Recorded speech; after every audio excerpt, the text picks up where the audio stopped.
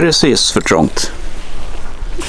Så om vi skjuter den här väggen lite längre bak så kommer vi få in båda två.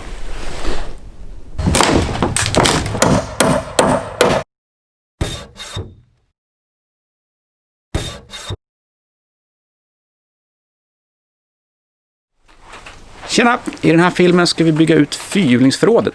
Jag köpte en ny fyrhjuling till barnen, en Polaris Phoenix 200. Supertrevlig, verkligen superkul maskin. Problemet är att den är lite för stor för att få plats här tillsammans med den stora fyrhjulingen. Så jag ska bygga ut ungefär 1 meter rakt fram här borta. Och så vi får in båda maskinerna efter varandra. Som vanligt så är det bra om ni likar filmen och prenumererar på kanalen. Och för att prenumerera på YouTube-kanalen så måste man ha ett YouTube-konto. Ganska enkelt att skaffa. Det är inte så att man måste lägga ut massa filmer bara för att man har ett YouTube-konto. Till exempel så finns det en väldigt bra funktion som heter Titta senare. Så är det så att man har hittat en film som man vill se men man hinner inte se den just nu. Så det brukar ofta vara svårt att hitta tillbaka till den filmen sen. Då kan man trycka på Titta senare så läggs den i ett bibliotek med sparade videor som man kan kolla på senare. Så skaffa ett YouTube-konto och prenumerera på den här kanalen så kör vi. Och som vanligt när man ska bygga någonting så tror man att det bara börjar slå ihop reglar. Men här blir det lite grävjobb först. Det stod väldigt mycket tegelpannor här som vi har flyttat på under gårdagen. Jag måste få ner någon form av sten här för att lägga regelverket på. Så vi får gräva lite grann först.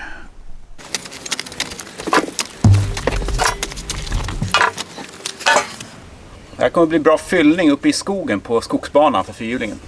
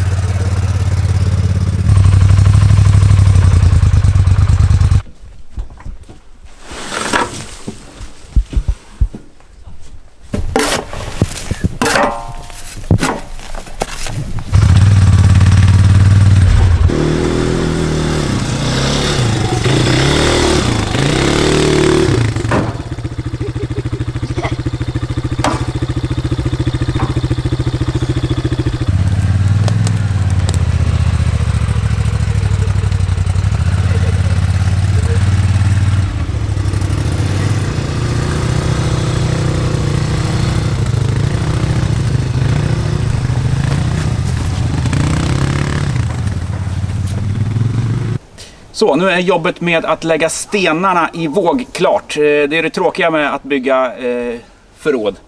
Att få alla de här stenarna i våg. De är skapliga. Det ska inte stå något biljardbord här så att det kvittar lite grann. Det kommer bli ungefär 1,10 djupt och lika brett som huset är. Vad är det? 2,20 drygt någonting. Det här är spillvirke alltihopa från altanbygget så att man tar lite vad man har.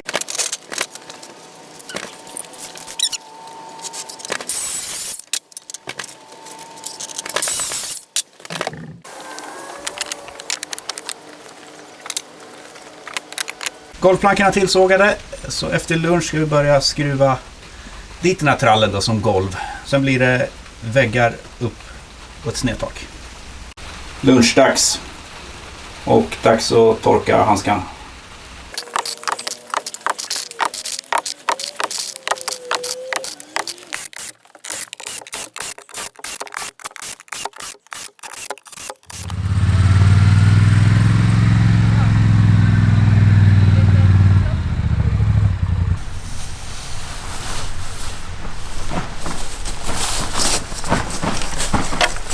Sista skopar då. Det är som att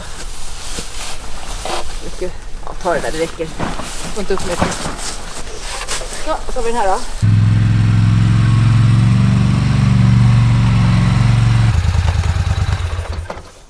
Pappa, du får hjälpa mig med att tömma den.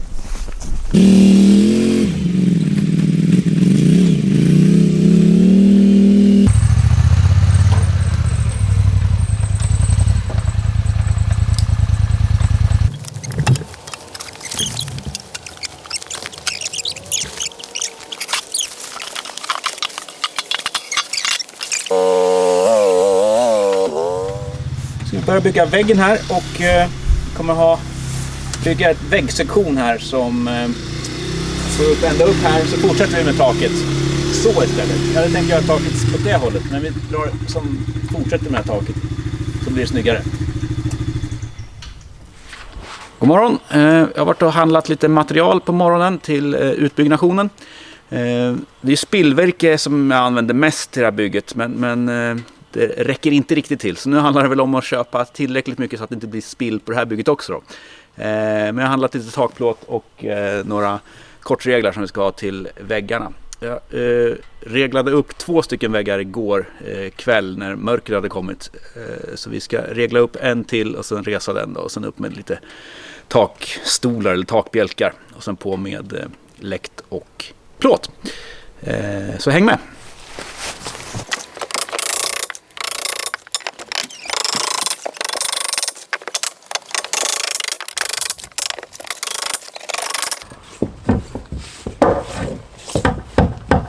Kan du vänta lite? Jag får hörselskador.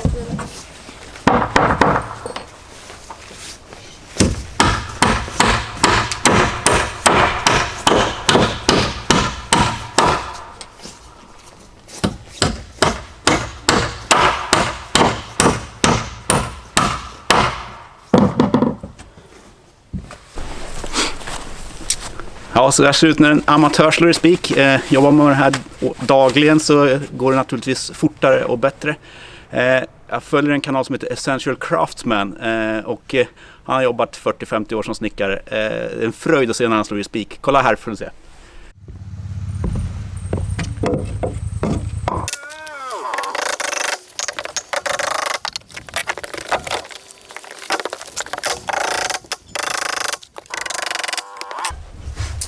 Förrådet jag håller på att jobba i nu är lite roligt. Det byggdes någon gång på 50-talet. Huset är byggt på 50-talet och det här förrådet är byggt av virke som kommer från lådor som man skeppade motorer från USA. Det är nämligen så att Saab ANA eller ANA, aktiebolaget Nyköpings automobilfabrik, ligger inne i Nyköping, eller låg inne i Nyköping här. Och de monterade ihop bland annat Chrysler och Plymouth med motorer från USA då. Så att virket då tog man hand om och byggde sådana olika typer av förråd eller skjul eller garage. Det var inte lika lätt att få tag på virke på den sidan. Så att en grej som är lite rolig med det här förrådet, det är att här uppe i taket så står det Saab 1958. Den får vara kvar.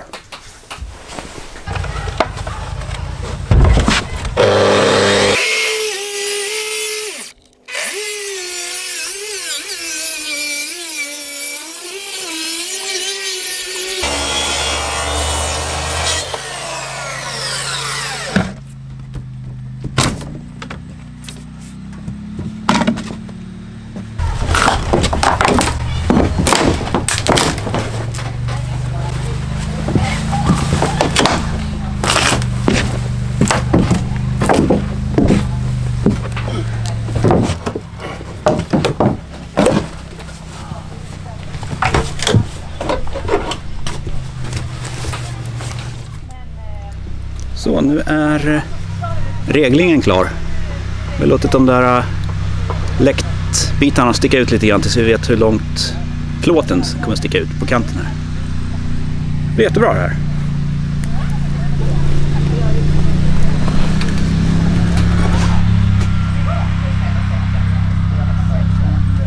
Dags för plåtning.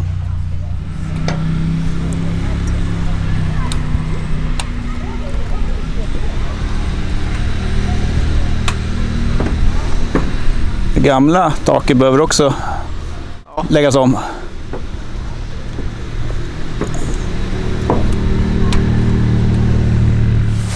Idag är det dags för panelslagning. Fick hjälp igår att sätta upp stommen och lägga plåttaket. Så det var jäkligt skönt att vara 2 stycken när vi satte upp. Ja, stommen går väl bra, men taket var rätt skönt att ha hjälp att sätta upp. Det går så mycket fortare om man är 2 stycken och man kan slippa springa upp och ner på stegar hela tiden. Så taket är på, plåten är slagen och skruvad med farmarskruv och sen så ska vi sätta upp panel runt om här nu. Och panelen har jag spillvirke från när vi la om taket på stugan. Så att där finns det råspont. Och det är också vad resten av den här fallfärdna boden är byggd av. Så det blir råspont på utsidan här och obehandlat. Får vi se om det tar lika lång tid att måla den här delen av utbyggnationen som det gjorde när jag satte igen förrådsdörren till fyrhjulsförrådet här. Så att nu ska jag gå upp på vinden på stugan och plocka ner råspontplankorna. Får vi se hur mycket det är kvar, hur mycket det räcker till. Jag hoppas att komma en bra bit med det som vi redan har, så att vi får köpa dem.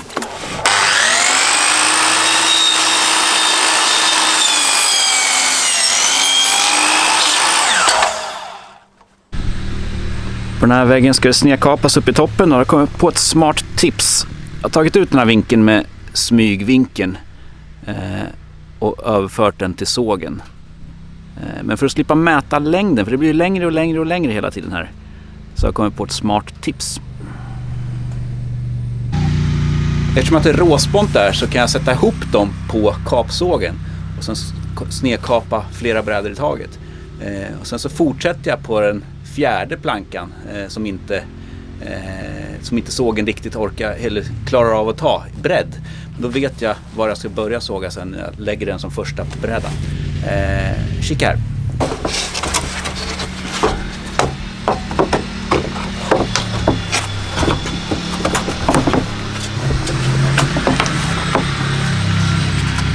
Så, nu har jag tryckt ihop de här 3.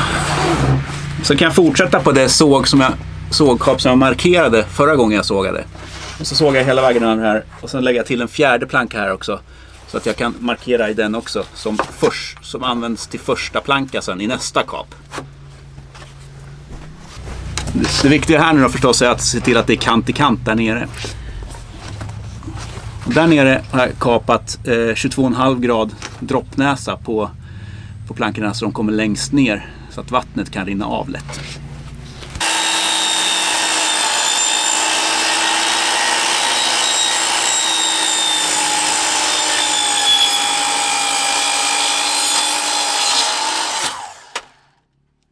Nu har jag kapat här och sen så kapar jag halva så mycket jag orkar, hur mycket jag klarar av på den fjärde. Så lyfter vi fram den som första planka i nästa kapomgång sen. Så vet vi exakt var vi börjar någonstans. Nu tar jag alla de här 3 på en gång. De sitter ihop och har rätt vinkel så det är bara att spika dit dem.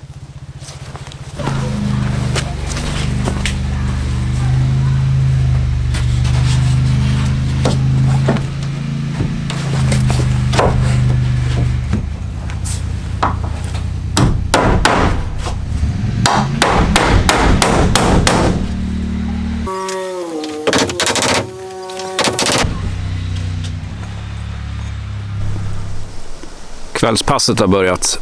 Jag måste få klart här ikväll. Vi ska åka hem imorgon så att det är bara att köra på. På med lite lampor och ni ser hur fint det blir efteråt sen.